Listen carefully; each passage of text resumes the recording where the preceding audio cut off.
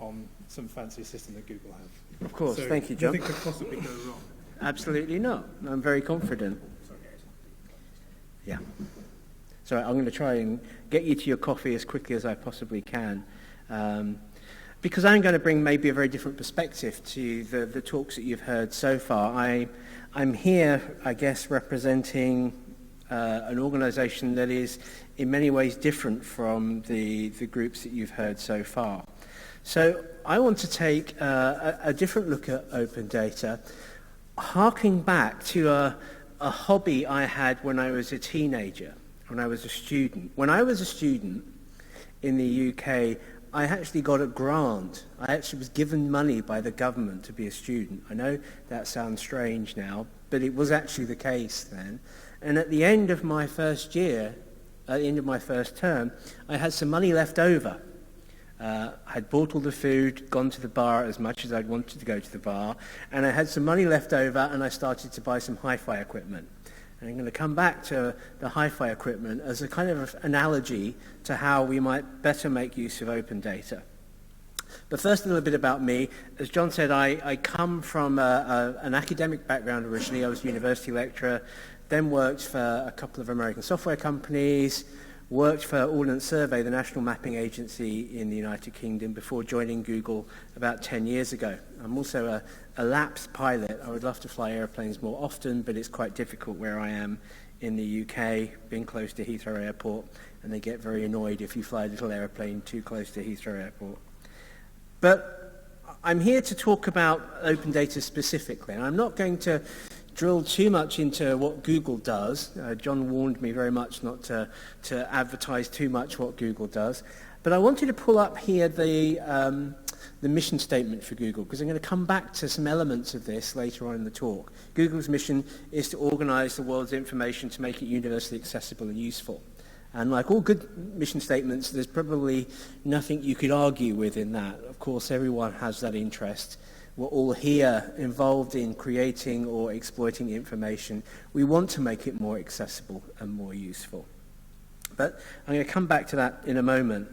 I'm talking here largely then as someone that works for a company that has a great experience of making information accessible. Google Maps is now one of those widely used applications. I hope many of you have got it installed on your phone. I always like to joke that those people who haven't had it installed on their phone probably haven't got here yet. But if you've got it on your phone, you are amongst 1 billion users. So that's about between a third and a half of the users of the internet have got Google Maps and are using it on an almost day-to-day basis.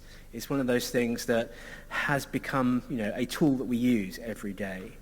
And it's based on, as I'm sure you are all aware, on huge amounts of geographical information, other sorts of knowledge, delivered in a format that's very easy to use from that user's point of view. And that's one of the key points I want to raise today, in that whenever we are thinking about open data, providing access to information, we have to have the user in mind. Who is the user? What problem is this data going to solve for them? And we live in an industry that's changing very, very rapidly. I've been involved in the geospatial industry for well over 20 years. And in the early days when I started out my career, I love to use this hat analogy, the industry was really defined by people that wore these sorts of hats.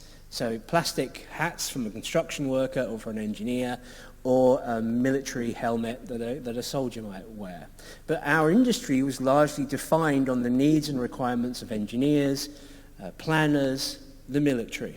Very precise in terms of their data requirements, relatively conservative to change, and that was the geospatial industry of about 20 years ago.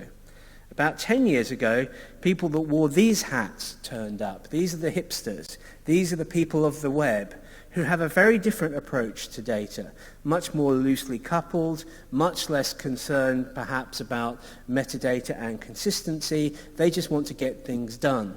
They come with a much greater user focus, much better, perhaps a much higher requirement to deliver things quickly, and a greater capacity for making mistakes and potentially from reinventing the wheel. But this is, in many ways, where Google and Yahoo and many of the big platform providers of today have come from. They represented a different worldview. And that perhaps is where the current thinking is at the moment. But as you can see, I've left a little bit of space on my slide, because I think we're at the next generation now of the industry, and that's not people. That's now computers. That's artificial intelligence. Machine learning is going to be the next drive, the next change in the geospatial industry. And we're beginning to see the early ripples of the effects of this, even on things like Google Maps.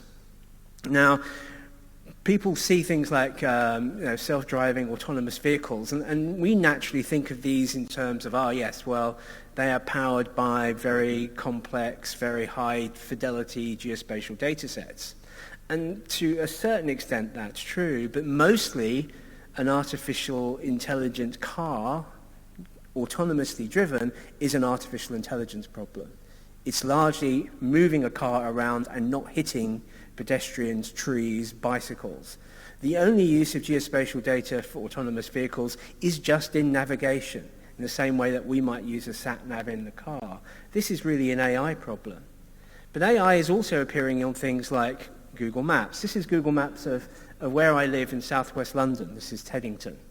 And you might not look at it and think there's artificial intelligence there, but there is. And let me highlight it to you. If you zoom in on the main high street in Teddington, you can see some of those buildings are shaded in yellow. That shading has come from the anonymous data that people contribute from their mobile phones as they wander around the world. If you've got a Google Maps or you're using an Android phone and you agreed to it at some point in the past, you're contributing anonymously data on your location. We use that data to look at those sorts of buildings where people congregate during the day, in the evening, to identify bars, restaurants, and shops, and then shade the map in based on that information. So the yellow shading there that represents where activity is happening is coming from machine learning of presence data contributed by your mobile phones. So that's artificial intelligence, machine learning at play in geospatial data. That's just, I'm going to kind of point out where we are. I said I'd go back to that original mission statement, to organize the world's information to make it universally accessible and useful. Two words there I want to focus on, universal and useful, in the context of open data. Now, how many people remember this film? There's probably a few of us old enough to actually have been to see it at the cinema. Field of Dreams. And Field of Dreams kind of entered the popular culture. It was kind of a very American film of the 80s about a guy with all sorts of troubles in his life, ends up having dreams about building a baseball field on his farm. And there's this kind of, I suppose, theme that runs through the movie that, if he builds this baseball field, they will come. I'm not quite sure who they are. And if you Google, if you build it, they will come. There's a whole meme all about it. And it's kind of entered the popular culture. And it represents a vision that if you do something, people will just come along. And I fear sometimes that we can replace that with my government data portal. If I build my data government portal and I contribute all the information I've been collecting, of course people will come and collect and use the data because I've done it. And I see the value in the geospatial data or the open data I've built and I've been building for many, many decades.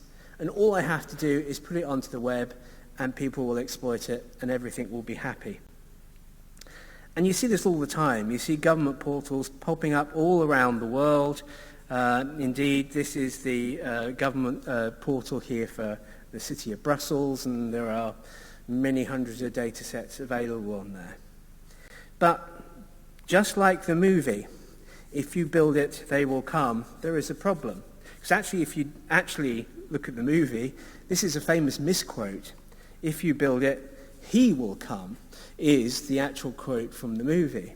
And it's almost the case that you find in many government portals. If you actually drill down to who's using them and what data sets are being used, I'm afraid we're all standing on a little bit of a falsehood, because they're not really making as much valuable economic impact as we might imagine they are. Now, that's not, of course, to mean that there is anything wrong in producing open data and creating data portals to make that information available. Of course not. But if you only build a data portal and walk away and think you've done the job, you're missing the point somehow. And that's really what I want to focus on. What do we have to do beyond data portals to really get the maximum benefit from open data? And this is where I come back to hi-fi. How many people remember tape decks? A few people. Yeah, well, okay, you're an older audience than you look, actually. That's good. That's a really good thing. This is a tape deck that I bought, a Sansui D1.5. Cost me £69 from Richer Sounds. I remember buying it very well. And it played tapes, cassette tapes. Yeah, most of you know what cassette tapes are. And all it did was to play cassette tapes, and obviously you could record onto blank tapes. But actually, if you just had that device on its own, you'd hear nothing. There'd be no noise, no music coming out of that, because all it was a source of a music signal that you had to send somewhere else. In the days of hi-fi components, you bought individual components that did their job very, very well, but actually you'd need a whole stack of components to actually hear some music. You could potentially, in this one, plug in a headphone and have some headphones. You might be able to hear something, but it would be very quiet because it was a very low signal. So this is where my hi-fi analogy begins to come in. You would need actually a stack of components to have a hi-fi system that worked. And most important of those components was the amplifier. And you talk to anyone who was keen on hi-fi, or you read the hi-fi magazines, and they would say the most important thing to spend your money on is your amplifier, because that's the thing that takes all of the various sources of information you have and increases their power, increases their output. It allows you to actually hear the music that's being created. And this is where the universal part comes in. What we need in terms of open data are amplifiers, things that will take a source of data coming from one organization, from one domain, and to amplify it, to make that data accessible to different communities, to different formats. The back of your amplifier was full of different inputs and outputs that would take a signal, amplify it, and then send it to other devices you might have on your system. That's what we really need to create. Just having the source, just having your tape deck is not enough. You need to make use of amplifiers. And what might those amplifiers be? Well, those amplifiers will serve a number of purposes. They will increase the audience for open data. They will make the signal louder. They will allow multiple channels of distribution, and this is a really important point. The people that want to consume your information will consume it in different ways through different types of service, through different tools, different applications, different devices. And actually, they will want channels specific to their particular needs. It's difficult to design one source that meets all needs. And it allows integration. Those different components on the back of your amplifier are really important in being able to connect one source to another source, to allow you to record, to duplicate, to distribute your content. So the amplifier is really important. So it goes beyond the data portals. And there are a number of choices, I think, at the moment, things that could act as amplifiers.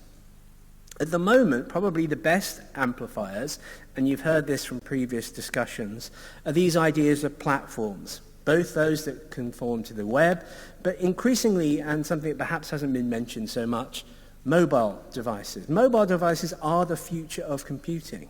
We think about the 1.5 billion people that are currently using the web in the West. The next billion people to come online will be coming online using mobile devices. They'll largely be using the web as an infrastructure, but the device itself won't be a laptop, it won't be a computer, it will be some form of mobile phone or tablet. We need to think about delivering content to them. So you could work with mobile platforms, Google, Bing, here, TomTom, Apple, Orbitz, Booking.com, think of them as amplifiers, and I'll talk a little bit in a moment about how you can use them as amplifiers. But there is a potential, perhaps, to use more linked data approaches, and we'll talk a little bit about that as an emerging, more federated way of amplifying our content as well. But let's look at the platforms to start with. You have to recognize that most of the big platforms are driven by a very, very specific and discrete user focus.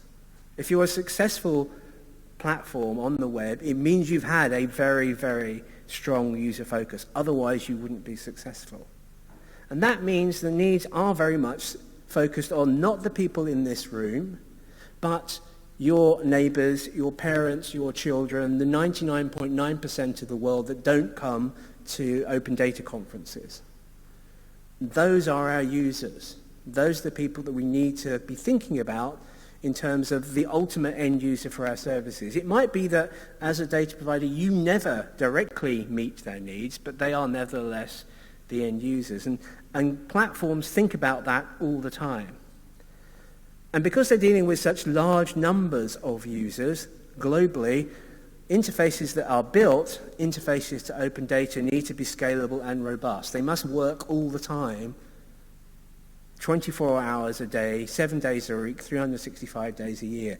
There's no, we're going to switch the system off on Sunday because we do maintenance. That doesn't work if you're building a global software platform.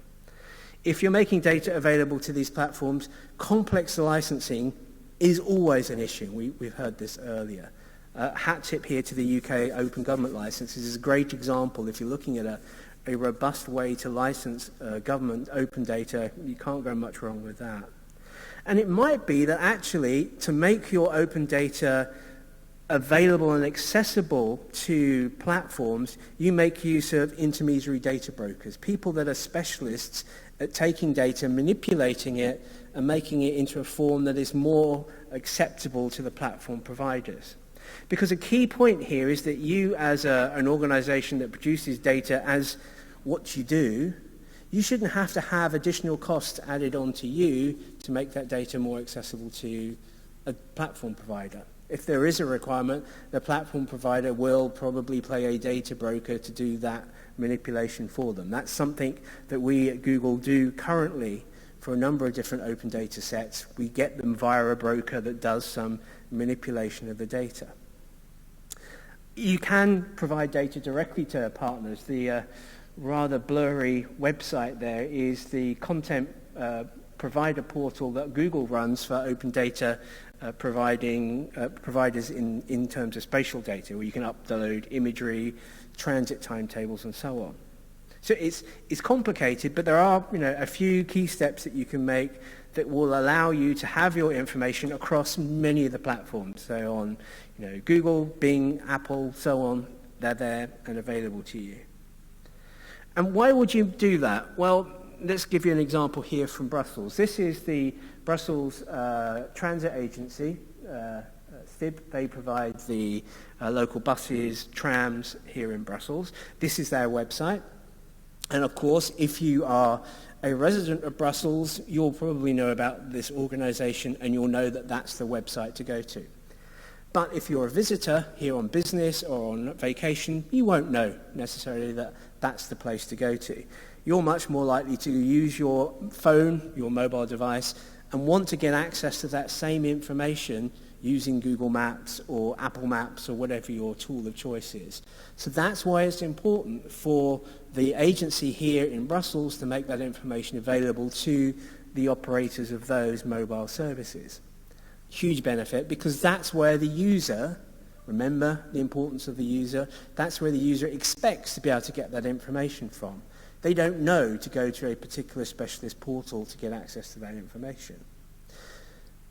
It's also really important that that information is canonical and trusted, This is an example from London where you can see in the centre of London some of the roads are highlighted in grey. That's because this weekend there was an event held in the Hyde Park which closed a number of roads. You couldn't drive on them.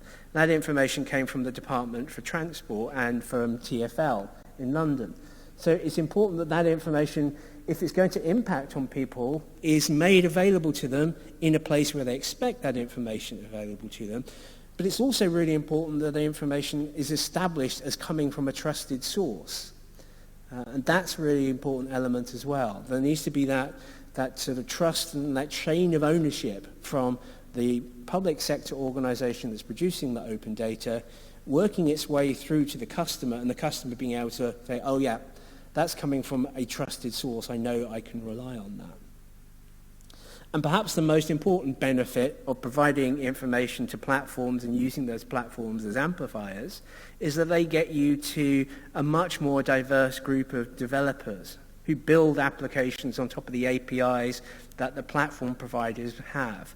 So this is an example that runs on the Apple Watch that tells you your bus times at the bus stop that you're waiting at. This has come from an application developer who literally is a guy working in his bedroom, who's been able to build an application that delivers this information to a watch that you'll wear on your wrist that is coming originally from open data via that amplification platform that is the platform provider, in this case Apple. So that's kind of probably where the best practice is at the moment. And what's really exciting about this is that when you release the open data, it's just going to spread from these platforms. It's going to flow into whichever direction people have a demand and draw for it. While that's exciting, it's also perhaps a little bit scary because you can't control the data once it's released. It is just going to flow in whichever direction offers the least resistance. That's a good thing as well as perhaps something a little bit scary. I said I'd mention linked data. John brought this up earlier. We've been working together on the W3C OGC working group on this. And I quite deliberately title this The Promise of Linked Data. I think from my perspective, representing a commercial platform provider, we look at linked data still largely as a kind of an area of academic interest and of research. It's not really mainstream yet. It hasn't really impacted on people delivering services that are focused on many users. But that's not to say there isn't the promise there. The promise comes from perhaps taking a much more pragmatic approach, not necessarily driven by the 5 stars that you've seen earlier. You can even buy a mug with the 5 stars on. It's perhaps taking those ideas and saying, okay, well, is there a more pragmatic, less academic approach to making data accessible? And that's kind of what we're trying to do at the moment in the joint working group, in establishing what we term best practice. What are the key learnings that we can take from all of this research and scientific interest and computer science that is linked data? What can we pull from that as practical examples that someone publishing open data could make use of? Because the audience, are not computer scientists largely. The audience are developers. And they're developers who aren't necessarily scientists. They aren't necessarily people that have domain expertise that you'll be familiar with. So they need practical examples that they can work from. So here's the current work. We're just about to release in the next 2 weeks the next draft of the best practice document that we're working on. And here are some of the best practices. It says specify a coordinate system with your application. Well, that's not rocket science, you might think, but it's nevertheless something that's important to state. Describe positional accuracy of your spatial data.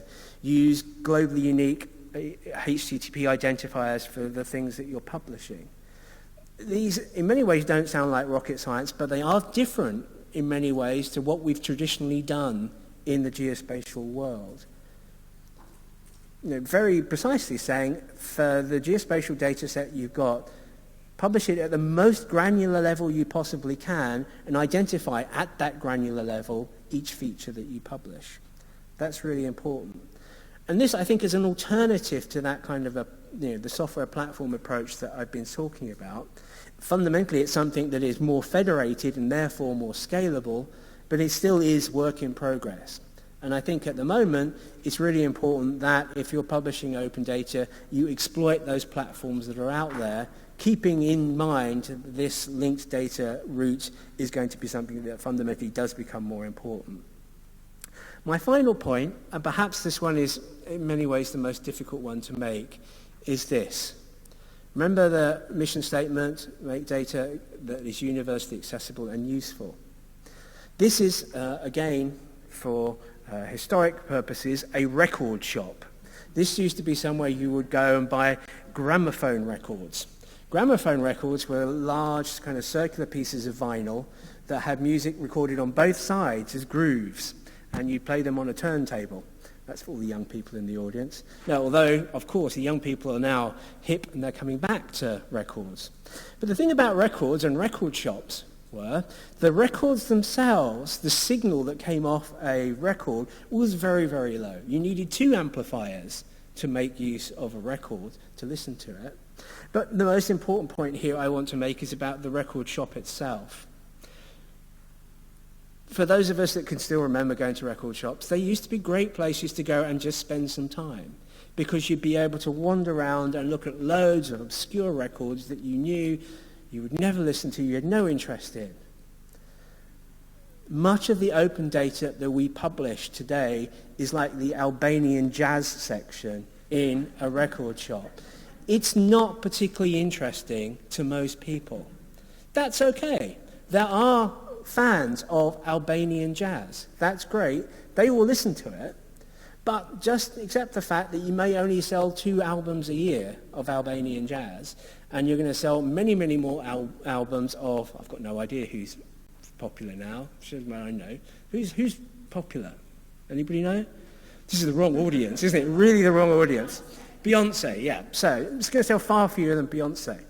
That's something we have to accept. That, much of the data sets that we publish, because we use them as part of what we do as a government agency or as an organization responsible for delivering a particular service, the data that we collect and we make it available as open government data just might not be very interesting to people. That's okay. That's absolutely fine. But those data sets that are really useful will be the ones that people use. We need to measure. We need to have that detail. My final point is this one. Within the kind of hi-fi world, there was always, not necessarily always annoying, but there was the person that was the audiophile, the person that was really up to whatever the latest technology was and why you should use gold interconnect cables as opposed to copper ones, and why you should use 72-strand speaker cable as opposed to 16-strand. But nevertheless, these people provided experience and knowledge that would allow people to build the best hi-fi system they could, to work out what was the best recording of Mozart's Requiem from the Deutsche Grammophon. They were the people that could provide knowledge and experience and intelligence. And that's what we also need for open data, because the user community aren't always going to be experts in the domain or in the information that you're publishing. And it's often not enough just to provide metadata. You need to provide a community that support users of open data as well. We need the audio files of open data. And organizations like the ODI that Emma's going to talk about after coffee are good examples of this. People that have a knowledge, build up a community of expertise around the exploitation of open data. Because often it's not enough just to build the tools, just to provide the metadata. We need humans that other humans can go and talk to and find out what's possible with the information that we have to hand. Okay, I've prevented you from your coffee for long enough. Thank you very much.